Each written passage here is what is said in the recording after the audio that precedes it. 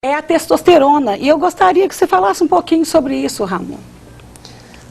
Em mulheres. Em mulheres. É bom ou ruim? Bom, em mulheres. Mas vou falar em mulheres, mas eu gostaria de falar um pouco também sobre em homens. Bom, a testosterona é o hormônio da libido. É chamado como do hormônio masculino, mas na verdade não é o hormônio masculino. A testosterona ela existe tanto nas mulheres quanto nos homens. Erroneamente é chamado de androgênio, porque na verdade é um hormônio do desejo sexual, que existe tanto nas mulheres quanto nos homens.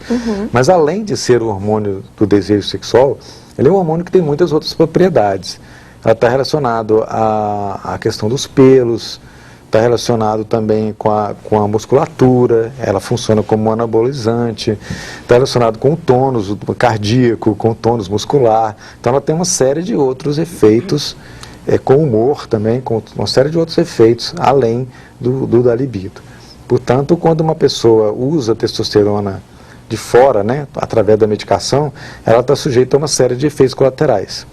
O problema é que se saber qual é a maneira correta de usar testosterona, quanto de testosterona que uma mulher precisa quando ela está em falta, ou se ela está em falta mesmo, é muito difícil de saber. Deve ser uma loteria isso, né? Não é bem uma loteria, existe uma certa maneira de saber, é claro.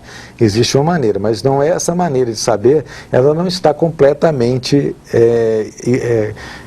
a gente não temos ainda o completo controle dessa dose de testosterona, principalmente na mulher. E como a testosterona atua a nível de receptores, receptores são como se fossem fechaduras, chave e fechadura, locais onde os hormônios chegam e atuam. A testosterona atua em receptores. E cada pessoa tem uma quantidade de receptores em determinada parte. Então, por exemplo, uma determinada mulher pode ter muito receptor na face para testosterona. Então, quando ela usar testosterona, ela fica cheia de pelos na face. Ou uma mulher pode ter muitos receptores no clitóris.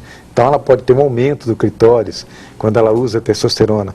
Ou ela pode ter um aumento de volume abdominal. Então, a gente não sabe muito bem. Então, a testosterona é um tipo de medicamento perigoso. Perigoso. A gente tem que saber muito bem prescrever a testosterona, durante quanto tempo, por quanto tempo, na dosagem certa.